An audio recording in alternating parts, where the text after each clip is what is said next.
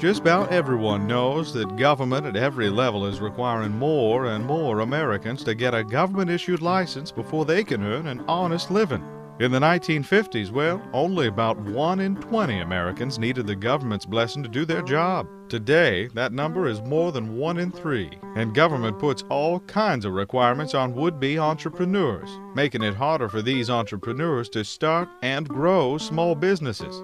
Entrepreneurs like Chuck here. This is Chuck. Oh, Chuck hates his job, but Chuck has an idea. I'm going to fix computers in my garage and sell them for low prices. Chuck. My business will create new jobs for my community. Chuck, old boy. And give more young people access to computers. And then once my business really gets going, I can expand into a commercial space and... You live in Milwaukee. So? Actually, in Milwaukee, starting a business in your home means you can't work in your garage, can't have any employees, can't have any signs, and can't take deliveries. What? Unless you come up with the money for a commercial lease right away, you won't be starting your business at all. Well, if Milwaukee won't have me, I am going to start my business somewhere else. That's the spirit. What Los Angeles needs is a good used bookstore. Actually, believe it or not, Los Angeles treats used bookshops like they were strip clubs or gun shops. You'll need a permit from the police to operate. You'll have to be fingerprinted. Anyone who sells you books may need to be fingerprinted too. For every book you buy, you'll have to stamp it with an individualized number that corresponds to a bill of sale that identifies the book and who it came from. The police get to inspect those bills of sale, and hold on, you'll also have to hold books for at least 30 days before you sell them, just in case the police have any questions. But the First Amendment to the Constitution protects my... The First Amendment? Well, how quaint. And hey, you're not planning on selling that copy of the Constitution to anyone, are you, Chuck? No, for Pete's sake. Balloon advertising? Well, that's an idea that's on the rise. Maybe you're onto something here, Chuck. But remember, Chuck, entrepreneurs aren't the only ones who have ideas. Bureaucrats have them too. Here in Houston, you're only allowed to use balloons to sell cars, or if you have a message that doesn't sell anything at all. That's ridiculous.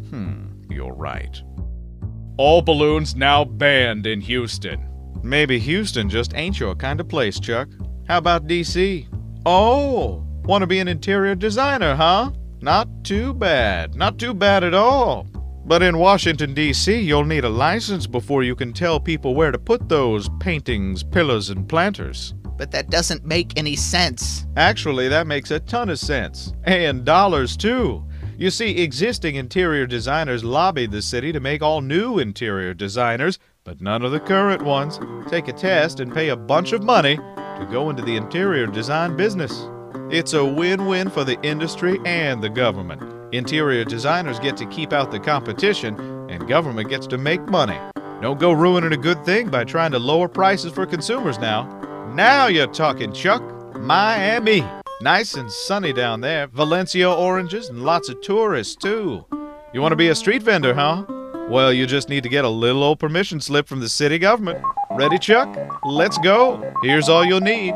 An occupational license from the city of Miami. An occupational license from Miami-Dade County. A license from the Florida Department of Business and Professional Regulation if you want to sell prepared food. Or, if you want to sell pre-packaged food, a license from the Florida Department of Agriculture. Or if you want to sell gum, another license from the city of Miami. A city of Miami tax certificate. A state of Florida tax certificate. A certification from the Florida Department of Revenue that all your taxes have been paid. A copy of the current Florida Department of Motor Vehicles registration for your cart. A license plate for your cart. A cart certification form signed by 3 different bureaucrats from 3 different departments. And $500,000 in insurance coverage for any bodily injury or property damage caused by your vending. Got all your paperwork together, Chuck? Yes. Great! Now you're entitled to enter the Street Vendor Lottery. If you're lucky enough to win, you'll be allowed to start your business. And the winner is... Oh! Not you. Tough luck, Chuck. This is still Chuck. He still hates his job. Any ideas left, guy?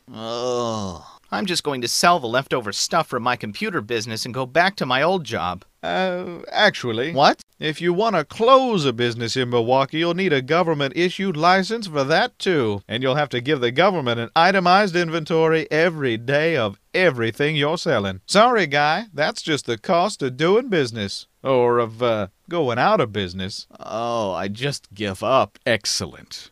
Now, if you'll excuse me, I've got to go fix this unemployment problem. Want to help people like Chuck? Visit www.ij.org to learn more and support IJ's work protecting economic liberty.